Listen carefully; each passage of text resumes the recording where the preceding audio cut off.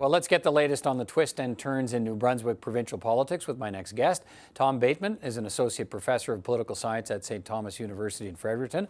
Professor Bateman, good to speak with you. Thanks for giving us some of your time to try and help us straighten out what's happening there in New Brunswick as I guess we start to get some idea of how things are unfolding in New Brunswick politics, but there could be some more bumps in the road along the way here. Premier Gallant says a Liberal MLA will stand for Speaker, and that will allow the Lieutenant Governor to deliver a speech from the throne on Tuesday. But what happens after that? There will be a debate for a few days on that speech from the throne. Then a vote will come up after that. And I guess one of the questions is whether the opposition party, especially the leader of the opposition, Mr. Higgs, will say anything, in fact, in response to the speech from the throne, and instead force a quick vote. And that vote is likely to fail. And that means the government would be obligated to resign. And in that case, almost certainly the Lieutenant Governor will invite Mr. Higgs to form a government and see how he can do. Of course, no party has a majority. Mr. Higgs has one more seat in the Assembly than the Liberals, but he will have much the same issues confronting him, which is to garner the support of one or both of the other small parties, each having 3 seats in the Assembly. Right. So let's unpack it a little bit here. So what's likely to happen is Brian Gallant, speech from the throne in the legislature on Tuesday, delivered by the Lieutenant Governor. Then there could be, I think I saw the vote could take place sometimes toward the end of next week. But in the meantime, if the debate is shortened because nobody wants to speak to it, there's also the possibility of Mr. Higgs introducing a non-confidence motion earlier than that, I guess, to test the government's ability to hold the confidence of the legislature even earlier, I guess. Yep, that's possible. By the way, one thing that I noticed this afternoon is a few hints that came out about the contents of the speech from the throne. And it looks like the Liberals would like to sprinkle that speech with a few goodies for the Greens and also a couple for the People's Alliance. What they would need are 4 votes from the 6 MLAs in the minor parties to stay alive. And rural ambulance service was very important for the People's Alliance. There's some language there, I think. And some kind of ban on spraying of a chemical in the forest, glyphosate. That was a big People's Alliance thing. There might be some action on that. And for the Greens, minimum wage and a movement on pay equity. So I think what they're doing is they're going to tempt the parties. And also, it's probably reasonable to think that this speech from the throne might be the first draft of a campaign manifesto the Liberals will take into the next election, which could be, a year or a little bit less or a little bit more from now. Right. So talk to me about, so if Mr. Gallant's government falls and he can't get much past a speech from the throne, and then Blaine Higgs takes over, what evidence is there that Mr. Higgs can put together some kind of support from those other smaller parties that would allow him to govern?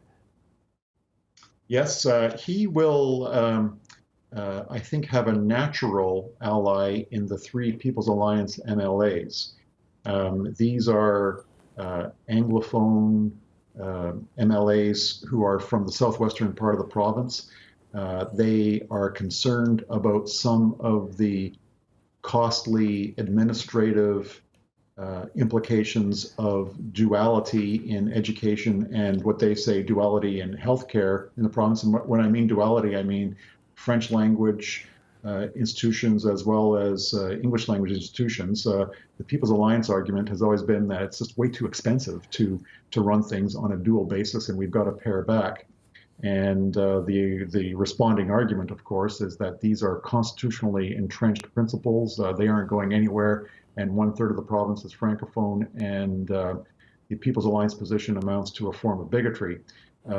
Mr. Higgs will, I think, want to be careful in his alliance with the People's Alliance, but he does need those votes. And in fact, Mr. Austin, the leader of the alliance, has said that on a vote-by-vote basis, he can imagine his caucus supporting the Conservatives if they form a government for a year or year and a half or so. So there's an opening there, but Mr. Higgs would like to move, I think, gingerly in assuring their support, but not pandering to sort of an anti-French kind of tone in at least some of the supporters of the People's Alliance.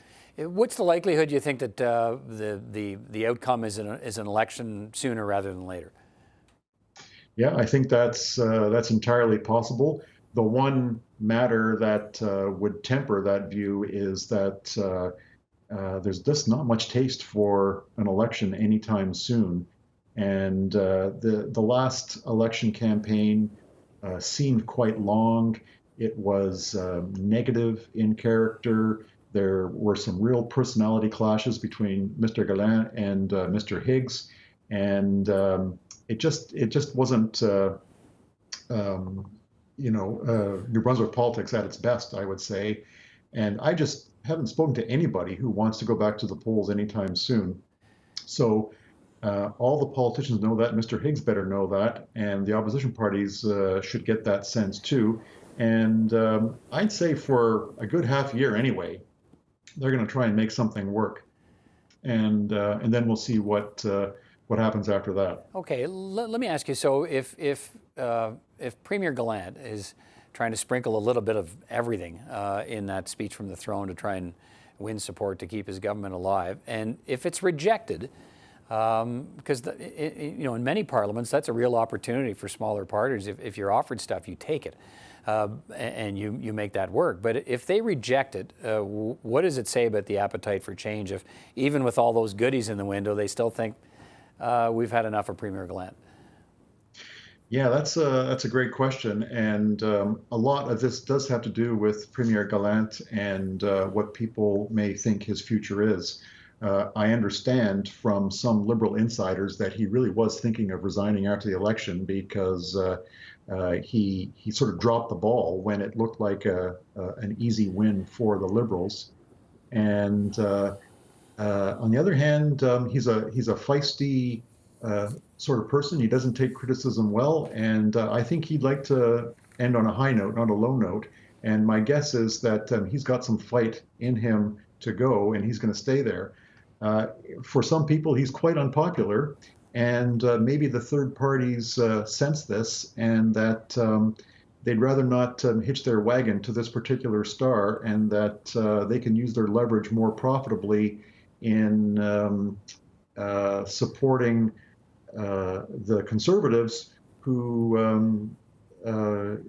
understand that as an alternative to the government, they need to make something work. So that might be the calculus that the smaller parties are making right now. All right, so we continue to watch in the next number of days here. If I can put it this way, we might get a little more certainty to the uncertainty in New Brunswick, and then we'll be able to take it from there. Professor Bateman, thanks for your time. Good to talk to you. My pleasure, Peter.